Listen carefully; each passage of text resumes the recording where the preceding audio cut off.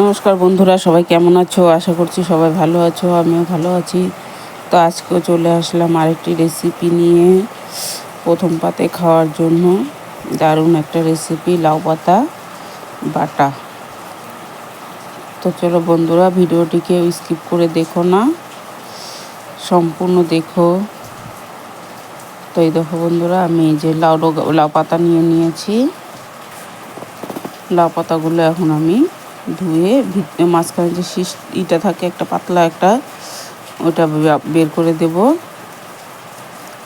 বের করে নিয়ে তারপরে আমি ছোট ছোট করে টুকরো করে ধুয়ে নেব। তো আমার চ্যানেলে প্রথমবারের মতো যদি কেউ এসে থাকো তাহলে প্লিজ চ্যানেলটি সাবস্ক্রাইব করে আমার পাশে থেকো বন্ধুরা। তো আমি এটা বাটবো কি দিয়ে, শুকনো লঙ্কা, কালো জিরা আর রসুন দিয়ে, এই যে কয়েকটা কাঁচা লঙ্কাও নিয়েছি। এই দেখো বন্ধুরা, আমি লাউ পাতাগুলো বড় বড় টুকরো করে কেটে নিয়ে ধুয়ে পরিষ্কার করে নিয়েছি। আর পাশের একটা কড়াইয়ে তো বেশ কয়েকটা শুকনো লঙ্কা শুকনো কড়াইয়ে ভেজে নিব। তো এই দেখো বন্ধুরা, আমি অনেক কয়টা শুকনো লঙ্কা দিয়েছি। আমি এই কাঁচা লঙ্কাগুলো দেখিয়েছিলাম, কিন্তু আমি কাঁচা লঙ্কাগুলো দেবো না। তো এখানে 1 চামচের মতো কালো জিরাও দিয়ে দিলাম, দিয়ে এটা ভেজে নিব। দেখো একটু কালচে কালচে ধরনের হয়েছে শুকনো লঙ্কাগুলো। তো ভেজে আমি এখন এটাকে তুলে রাখবো। আর এখানে কয়েক কোয়া রসুন নিয়েছি, রসুনটা একটু তেল দিয়ে ভেজে নেব আমি। তো একটু নাড়াচাড়া করে নিয়ে তারপর আমি তেলটা দিয়ে দেব। তো আমি এখানে যে তেলটা দিয়ে দিলাম, দিয়ে রসুনটাকে একটু লাল লাল করে ভেজে নেব।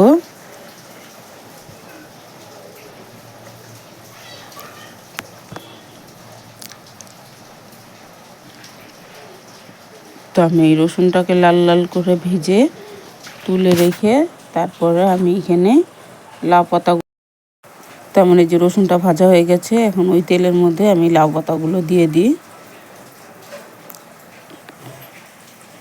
তো এই যে বন্ধুরা, আমি লাউ পাতাগুলো দিয়ে দিলাম।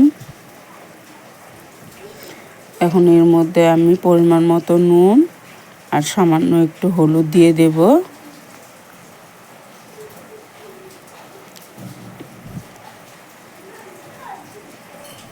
সামান্য একটু হলুদ দিয়ে আমি এখন একটু ঢেকে রাখবো, পরে ভালো করে নাড়াচাড়া করে নেব। তো আমি যে 5 মিনিটের মতো ঢেকে রেখেছিলাম, এই দেখো অনেকটা সেদ্ধ হয়ে গেছে। এখন নাড়াচাড়া করে খুব ভালো করে ভাজা ভাজা করে নেব। তো এই দেখো বন্ধুরা, আমরা এটা খুব ভালো করে ভাজা ভাজা করে নিচ্ছি। তো এটা খুব ভালো করে ভাজা ভাজা করে নিয়ে নামিয়ে নেব। তো এই দেখো বন্ধুরা, আমরা এই প্লেটটাতে তুলে নিচ্ছি। এই প্লেটটাতে তুলে নিলাম। যে শুকনো লঙ্কা, কালো জিরা, রসুন যেটাতে রেখেছি আমি সেটাতে একবারে তুলে নিলাম। তুলে নিয়ে আমি শিলনোড়ায় বেটে নেব। তো এই যে শিলনোড়ায় নিয়ে নিলাম সব কিছু একসঙ্গে নিয়ে আমি এখন খুব ভালো করে বেটে নেব।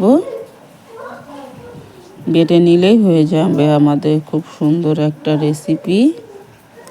গরম ভাতে খাওয়ার জন্য দুর্দান্ত লাগে কিন্তু এরকম লাউ পাতা বাটা। এই দেখো বন্ধুরা, এই যে আমার বাটা হয়ে গেছে। এখন প্লেটে তুলে নেব।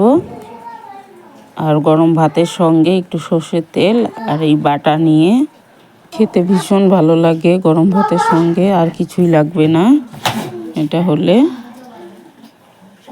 তো বন্ধুরা, রেসিপিটি যদি ভালো লাগে তাহলে অবশ্যই একটি লাইক করো আর কমেন্ট করে জানিও কেমন হয়েছে আমার লাউ পাতা বাটা রেসিপিটা। সবাই ভালো থেকো।